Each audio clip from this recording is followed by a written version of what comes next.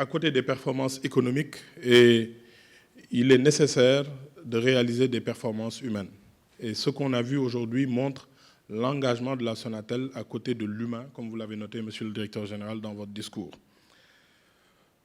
Votre politique RSE, nous avons l'habitude de le voir, au-delà du sponsoring dans le sport, nous avons vu ce que vous faites dans l'éducation, dans la santé, dans la culture, l'encadrement de jeunes entreprises. Nous avons vu tout à l'heure Madame s'exprimer dans l'encadrement qu'elle a eu à bénéficier de la part de la Sonatel, mais dans la formation professionnelle aussi. Nous avons noté l'engagement dans Sonatel Academy qui permet d'accroître les capacités des jeunes Sénégalais en matière d'encodage quand on sait le potentiel que regorge notre pays dans le numérique. Cet engagement dans l'humain répond de façon très cohérente au PSE.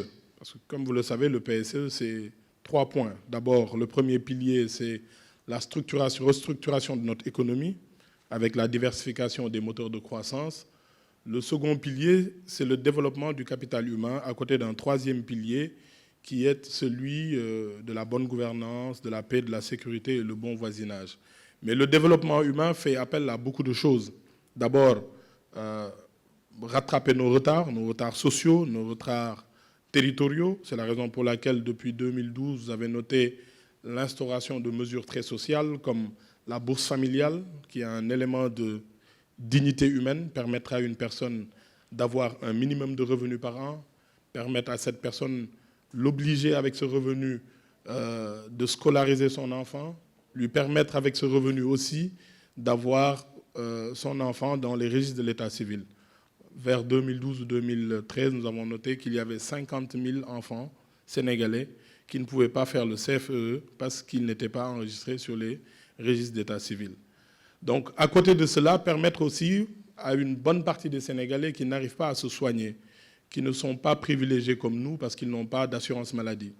Entre 2012 et maintenant, avec la CMU, le taux de personnes qui sont enregistrées dans une assurance maladie est passé de 5% à 40%.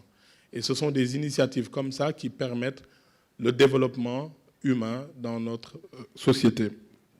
Et tout cela, nous l'avons nommé inclusivité sociale. Et c'est parce qu'une société qui avance ne doit pas exclure. Une société qui avance ne doit pas exclure l'humain, mais ne doit pas aussi exclure son environnement. Et c'est là tout l'intérêt de l'intervention de la Sonatel avec l'UCG, l'unité de coordination des déchets solides. Vous avez mis en place ensemble un programme qui s'appelle And Defar Sunu Gox, qui a permis à 8 communes de bénéficier de l'appui de la Sonatel et de l'État du Sénégal pour améliorer le cadre de vie. Et ces opérations dans 8 communes ont permis de nettoyer 143 quartiers, 75 dépôts sauvages éradiqués, 13 940 tonnes de déchets mis en décharge, 1700 tonnes de sable déblayé et 84 km de voirie balayée. Je vous en félicite et vous en remercie vivement, Monsieur le Directeur Général. Et j'espère qu'avec le secteur privé, avec peut-être l'assistance de l'initiative RSE avec Monsieur Barry, nous pourrons arriver à aller au-delà avec l'aménagement urbain. Parce que comme vous le savez, aujourd'hui le défi est à la propreté. La propreté, ce n'est pas seulement une question de nettoiement comme ça se fait. Nous, au niveau du ministère, on n'a plus de week-end, on est invité partout à faire des séances de Set-Setal, de Clean-up Challenge. C'est très bien parce que ça marque l'engagement des citoyens à avoir des villes propres. C'est vrai, je le dis partout, il faut rendre à nos villes leur fierté. Il ne faut pas qu'en 2019-2020, que nos aïeuls dans les années 60 aient été plus propres que nous. Il faut qu'on puisse aller au-delà avec le secteur privé. Monsieur Barry, est-ce que la RSE permet d'arriver à aménager des espaces publics?